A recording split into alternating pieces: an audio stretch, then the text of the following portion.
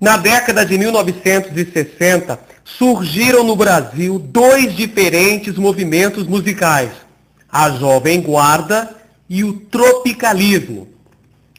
Jovem Guarda, que no início era um programa da TV Record, apresentado pelo rei Roberto Carlos, pelo tremendão Erasmo Carlos e pela ternurinha Vanderleia, acabou originando o nome de um estilo musical. Alguns estudiosos da cultura brasileira consideram as músicas da Jovem Guarda ingênuas e desprovidas de críticas sociais, o que deixa claro a sua afeição alienada e subserviente ao imperialismo cultural norte-americano. Entretanto, se a Jovem Guarda não estava preocupada com a política, esse movimento foi responsável pela mudança de hábitos e comportamentos da juventude brasileira, o que demonstra claramente o seu conteúdo transformador. As gírias, os cabelos compridos, as mini-saias, calças boca de sino, botas de cano longo e as guitarras faziam a cabeça da juventude brasileira. Já o tropicalismo não era um estilo definido ou um movimento musical propriamente dito. Havia surgido em 1967, no Festival de Música Popular, onde apresentou uma proposta nova e irreverente. O disco Manifesto da Tropicália, lançado em 1968, era uma síntese das propostas estéticas da linguagem tropicalista.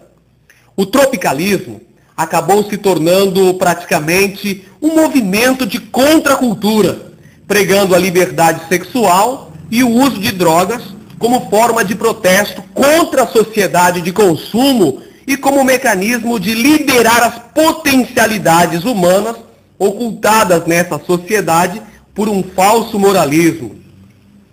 É nessa época que surgem as comunidades alternativas, por exemplo, a do conhecido movimento hippie.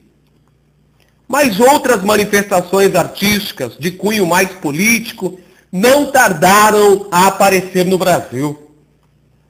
Dessa forma, a esquerda brasileira preocupava-se em fortalecer sua atuação através da cultura. A primeira manifestação artística no pós-golpe militar foi o show Opinião, organizado por artistas integrantes dos Centros Populares de Cultura. Nesse primeiro espetáculo, que era uma espécie de peça teatral mesclada com MPB politizada, contracenavam um sambista, um compositor popular do campo nordestino e uma menina de classe média. Eles eram representantes, respectivamente, das classes populares urbanas, dos homens do campo e dos setores da classe média, os quais se pensavam que poderiam lutar contra o regime militar.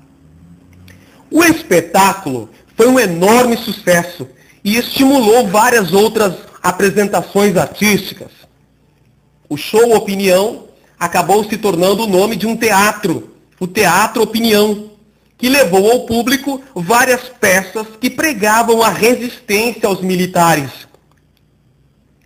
Outro grupo importante nesse contexto foi o Teatro Oficina, que havia iniciado seus trabalhos ainda na década de 1950 com os estudantes da Faculdade de Direito da USP.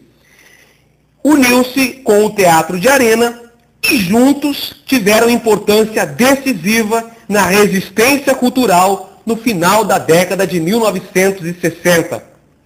Assim, a resistência cultural foi estimulada pelos CPCs, pelo Teatro Opinião, pelo Teatro Oficina, pelo Teatro de Arena, pelos filmes de cineastas como Glauber Rocha, representante do chamado cinema novo, que era um cinema engajado politicamente.